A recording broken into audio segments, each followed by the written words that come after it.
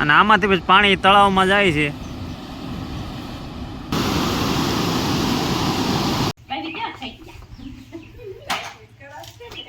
તુલસી રોવા મણી એટલે મમ્મી હિસકો એને હાથે બનાવી દીધું ઘોડિયું. જય સિયારામ મિત્રો, જો આજે આપણે આવી ગયા છે નાના પાળિયાદ, જે હનુમાન દાદાની જગ્યા છે અને જે કોઈની માનતા હોય અહીંયા પૂર્ણ થાય છે. આપણે અહીંયા તુલસીની માનતા કરેલી છે એના મમ્મીએ, તો એ બધા તો અત્યારે આવતા છે ને આપણે ગાડી લઈને આવ્યા હતા એટલે પહેલાં પૂરી ગયા છે. તો અહીંયા જો હનુમાન દાદાની જગ્યા છે. જય માતાજી મિત્રો, કેમ છો બધા? તો સ્વાગત છે તમારું ફરી એક નવા વ્લોગમાં.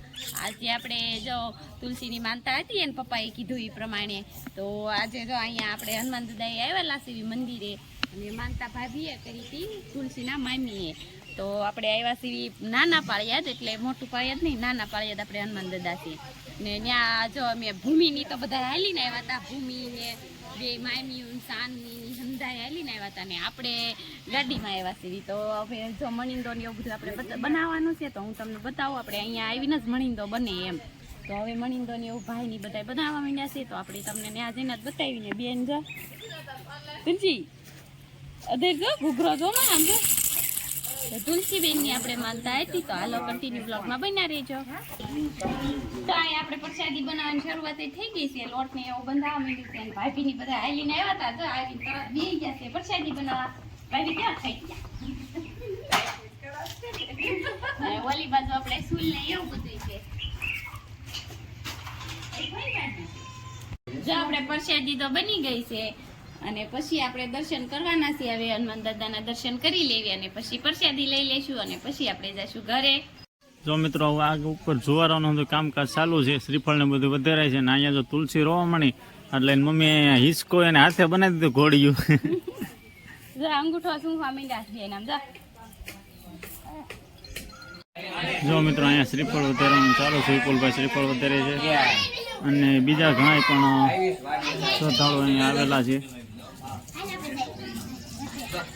અને ખૂબ જ સરસ મંદિર છે. જો અહીં નીચે બધા દર્શન કરવા વાટે બેઠા છે બધા.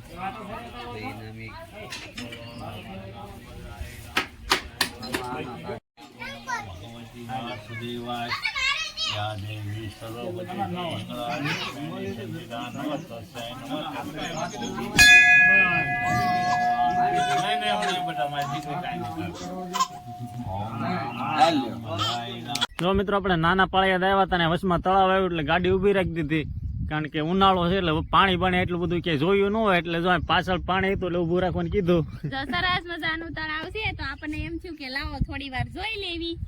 તો આખું તળાવ મસ્ત ભર્યું છે અને અત્યારે આપણે ઘરે જવા નીકળ્યા છે. જો મિત્રો, નાના પાળિયાદ નું તળાવ થોડું ખાલી થયું એટલે જો આ પાછળ જેનો સબ છે એ ચાલુ કરી દીધો છે અહીંયા, અને આમાંથી પછી પાણી તળાવમાં જાય છે.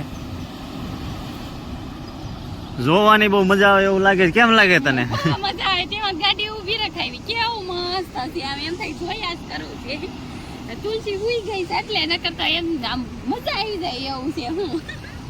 જો આ બાજુ અહીંયા પાણી હતું નીકળે છે સબમાંથી, અહીંયા ચાલુ છે પાણી અહીંયા નર્મદાનું હોય છે ને, અહીંયા હતું પાણી જાય છે. ભાઈની તો ઠેક પડી ગયા. આપણે અહીંયા નજીક જઈને જોઈએ કેવું પાણી આવે છે. એમ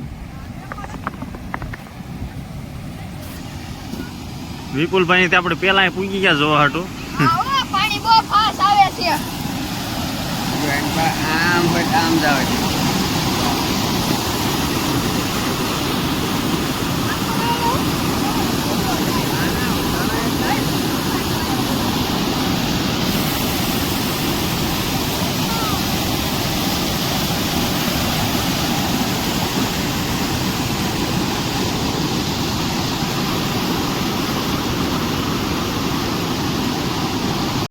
જો મિત્રો, અહીંથી પાણી જાય છે કેનાલમાં અંદર ચડે ને ઓલપા આપણે હમણાં જોવા ગયા અહીંયા નીકળે છે.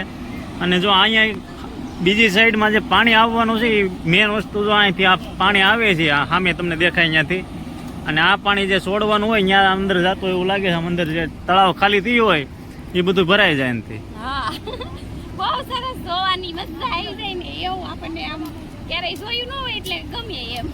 હા, ઉનાળામાં આવું પાણી જોયું એટલે મજા જ આવે ને. હું કારણ કે આપણી બાજુ તો પાણી છે જ નહીં એટલે એમ થાય કે કેટલું પાણી છે.